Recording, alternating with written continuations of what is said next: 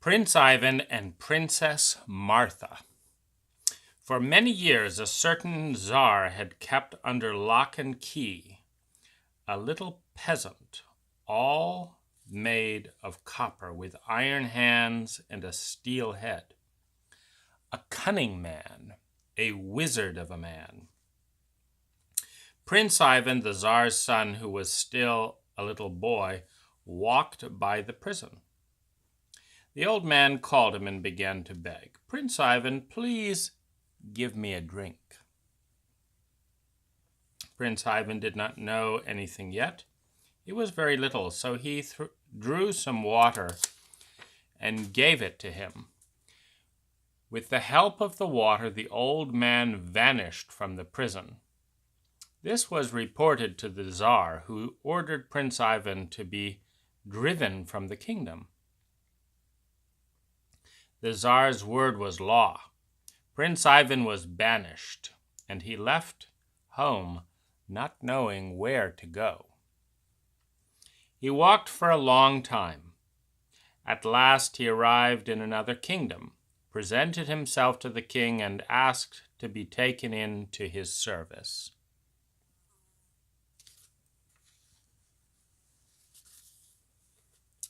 The king accepted him and appointed him stable boy. But all he did in the stable was sleep. He did not tend the horses, and the stable master beat him more than once. Prince Ivan bore all of this patiently. Meanwhile, another king had asked for the hand of this king's daughter, was rebuffed, and declared war. The king departed with his troops, and Princess Martha, his daughter, was left to rule the kingdom. Even before this, she had noticed that Prince Ivan was not of lowly origin. Now she appointed him governor of one of her provinces. Prince Ivan left for his province and governed it. One day he went hunting. He had no sooner left the town than the peasant, all made of copper, with iron hands and a steel head, appeared from nowhere. "Good day, Prince Ivan," he said. Prince Ivan returned his greeting. The old man said, "Come, pay me a visit." They walked together. The old man led him into a rich house and called to his little daughter, "Hey, give us food and drink, and half a gallon cup of wine." They began to eat. Suddenly the daughter brought in a half-gallon cup of wine and presented it to Prince Ivan. He refused, saying, "I cannot drink all that." The old man told him to try. The young prince took the cup and suddenly felt great strength in him. In one draught, he drank all the wine. Then the old man asked him to go for a walk with him. They came to a stone that weighed about 20,000 pounds. The old man said, "Lift that stone, Prince Ivan." He thought, "I surely cannot lift that stone, but I will try." He picked it up, tossed it easily, and said to himself, "Whence comes all this new strength? Probably the old man has given it to me with the wine." They walked some time, then returned home. The old man told his second daughter to bring a gallon of wine. Prince Ivan boldly took the cup and drank it in one draught. Then again they went for a walk and came to a stone that weighed 40,000 pounds. The old man said to Prince Ivan, "Try to toss this stone." Prince Ivan snatched it at once, tossed it, and thought to himself, "What strength there is in me." Again they returned home, and the old man told his youngest daughter to bring a gallon and a half of green wine. Prince Ivan drank that too in one draught. and went again to walk with the old man, and this time easily tossed a stone that weighed 60,000 pounds. Then the old man gave him a self-serving tablecloth and said, "Now, Prince Ivan, you have such strength that no horse will carry you. Have the porch of your house made over, else it will not support you. You also need other chairs and more rafters under the floor. Now, God speed you."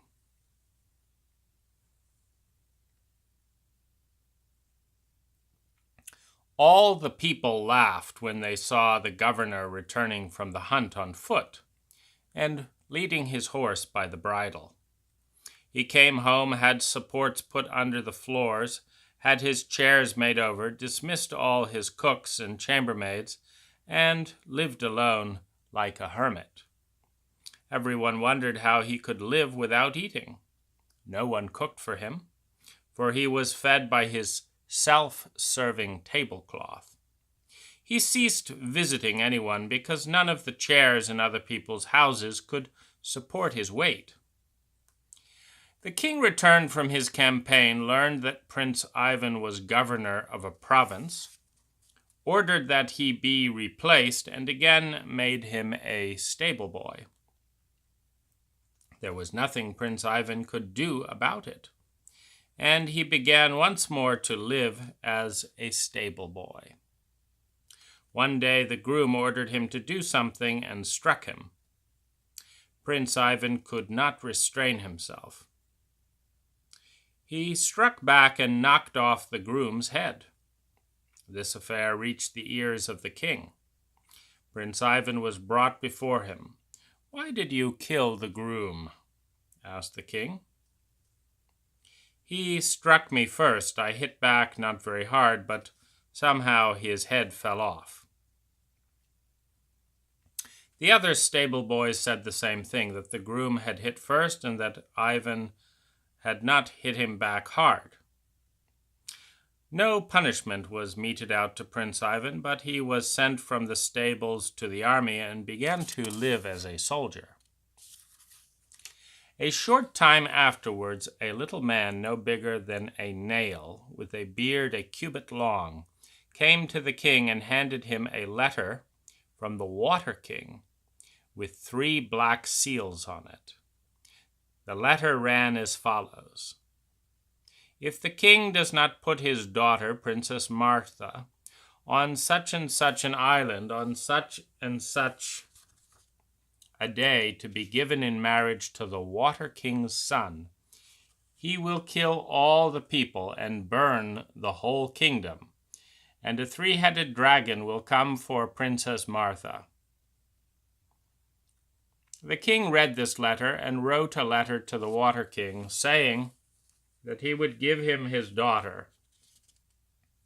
He politely escorted the little old man to the door of the palace, then summoned his senators and counselors to hold counsel on how they might defend his daughter against the 3-headed dragon. If he failed to send her to the island, the Water King would devastate the whole kingdom. A call was issued. "Will someone volunteer to rescue Princess Martha from the dragon? To him the king would give her in marriage."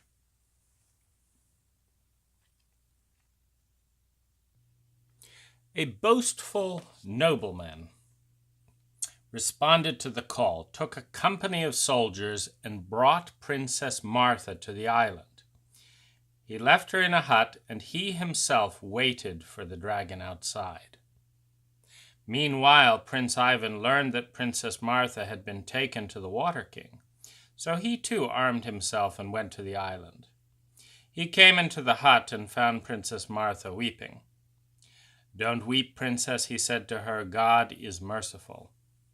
He lay on a bench, put his head on Princess Martha's knees, and fell asleep. Suddenly the dragon appeared, and water rushed in after him to a height of 3 yards. When the water began to rise, the boastful nobleman who was stationed there with his soldiers ordered, "March to the woods." All the soldiers hid in the woods. The dragon came out and made straight for the hut. Princess Martha saw the dragon coming for her and awakened Prince Ivan. He jumped down from the bench, in one stroke cut off all 3 heads of the dragon and left. The nobleman took Princess Martha home to the king, her father. After a short time, the little old man, no bigger than a nail, with a beard a cubit long, again came out of the water and brought a letter from the Water King with 6 black seals on it, summoning the king to put his daughter on the same island to be taken by a 6-headed dragon. If the king refused to surrender her, the Water King threatened to flood the whole kingdom. The king wrote an answer that he agreed to surrender Princess Martha. The old man left. The king issued a call, and messengers were sent out everywhere. Could not a man be found to rescue the princess from the dragon? The same nobleman presented himself again, saying, "Your Majesty, I will rescue her. Only give me a company of soldiers." "Don't you need more than a company this time? It is a dragon with 6 heads. "No, a company is enough. I don't need more." The party gathered, and they took Princess Martha away. When Prince Ivan learned that the princess was again in danger, remembering the kindness that she had done him by appointing him governor, he went to the island. Again he found Princess Martha in the hut and entered. She was waiting for him and rejoiced to see him. He lay down and fell asleep. Suddenly the 6-headed dragon began to emerge, and 6 yards of water rushed in. This time the nobleman and his soldiers had posted themselves in the woods immediately. The dragon entered the hut, and the Princess Martha awakened Prince Ivan. The dragon and the prince came to blows, and fought and fought. Prince Ivan cut off 1 head of the dragon, a second, a third, and finally all 6 heads, and cast them into the water, and went away, as though nothing had happened. The nobleman and his soldiers came out of the woods and went home, and reported to the king that God had helped them to rescue Princess Martha. And it seems that this same nobleman threatened the princess in some manner, for she did not dare to say that it was not he who had rescued her.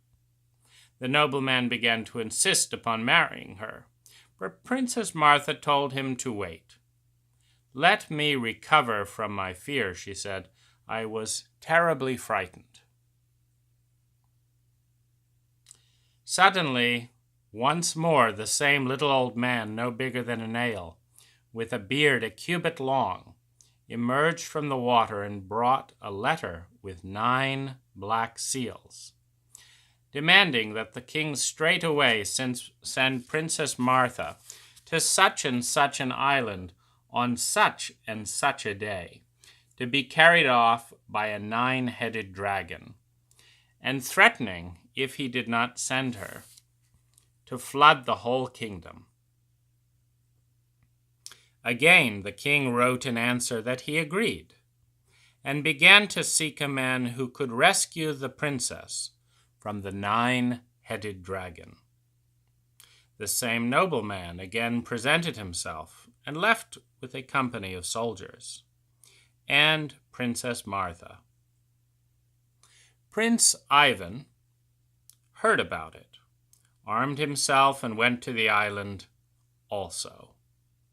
And Princess Martha was waiting for him. She was overjoyed to see him, and began to question him as to his place of birth, his father's name, and his own name. He did not answer, but lay down and fell asleep. The 9-headed dragon began to emerge, and brought with him a flood of water, 9 yards high. Again the nobleman ordered the soldiers to march to the woods, and they hid there. Princess Martha began to rouse Prince Ivan, but could not awaken him. The dragon was nearing the threshold. She wept, but still could not awaken Prince Ivan. The dragon began to crawl close, ready to snatch Prince Ivan, but still he slept. Princess Martha had a penknife, and with it she cut Prince Ivan's cheek. He awoke, jumped up, and began to shout insults at the dragon. Now the dragon began to have the upper hand in the fight.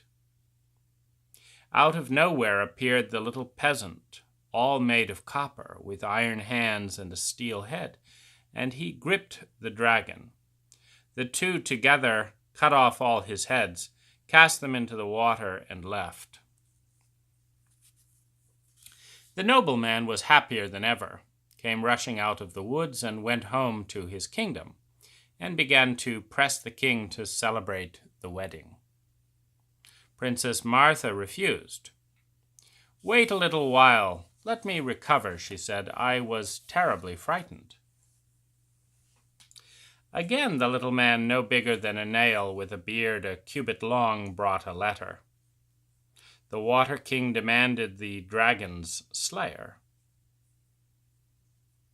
The nobleman did not feel like going to the Water King, but there was nothing that he could do. He was ordered to go there. A ship was rigged out, and they set sail.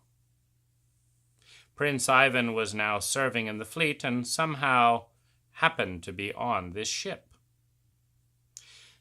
They were sailing along briskly when a ship came towards them. It flew like a bird, and from it came cries as it rushed by. "The culprit! The culprit!" They sailed on a little further and met another ship, and again cries came from it. "The culprit! The culprit!" Prince Ivan pointed at the nobleman. He was thrashed and thrashed until he was half dead. The ship went by. Now they came to the Water King. He ordered that a bath of iron or steel be heated red hot, and the culprit put in it. The nobleman was terrified. His heart went into his boots. Little father, death was coming. But one man on the ship had become attached to Prince Ivan and served him faithfully, realizing that he was not of lowly birth. Prince Ivan sent him, saying, "Do you go and sit in that bath." He went at once, and wonder of wonders, nothing happened to him. He came back unharmed. Again the culprit was sent for, this time to be brought before the Water King himself.